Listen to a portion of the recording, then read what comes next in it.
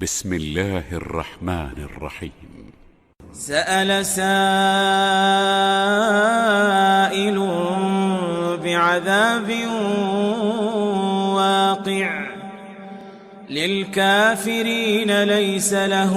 دافع من الله ذي المعارج تعرج الملائكة والروح إليه في يوم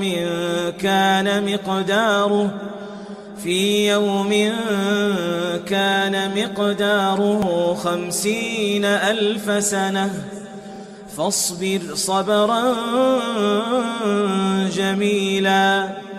إنهم يرونه بعيدا ونراه قريبا يوم تكون السماء كالمهل وتكون الجبال كالعهن ولا يسأل حميم حميما يبصرونهم يود المجرم لو يفتدي من عذاب يومئذ ببنيه وصاحبته وأخيه وفصيلته التي تؤويه ومن في الأرض جميعا ثم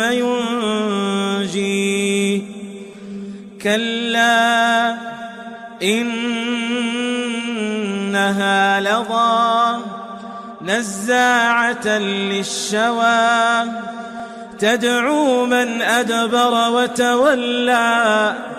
تدعو من أدبر وتولى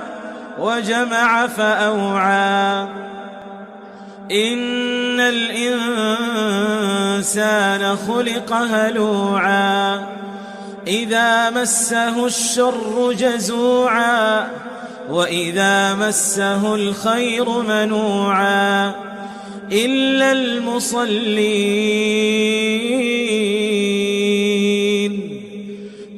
المصلين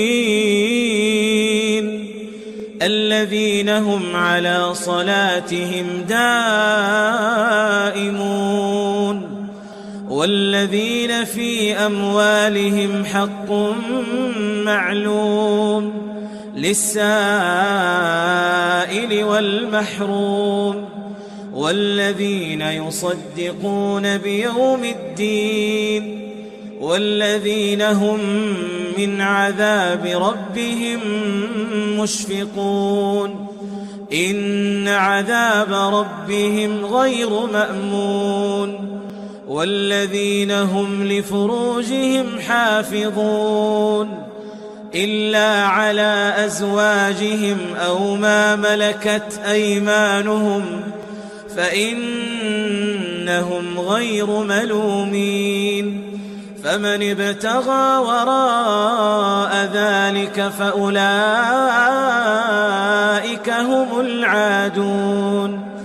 والذين هم لأماناتهم وعهدهم راعون والذين هم بشهاداتهم قائمون والذين هم على صلاتهم يحافظون أولئك في جنات مكرمون فما للذين كفروا قبلك مهطعين عن اليمين وعن الشمال عزين أيطمع كل امرئ منهم أن يدخل جنة نعيم كلا إنا خلقناهم مما يعلمون فلا أقسم برب المشارق والمغارب إنا لقادرون على أن نبدل خيرا منهم وما نحن بمسبوقين فذرهم يخوضوا ويلعبوا حتى يلاقوا يومهم الذي يوعدون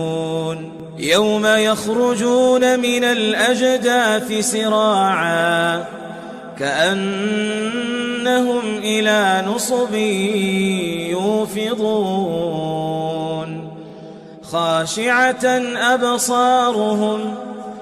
خاشعة أبصارهم ترهقهم ذلة ذلك اليوم الذي كانوا يوعدون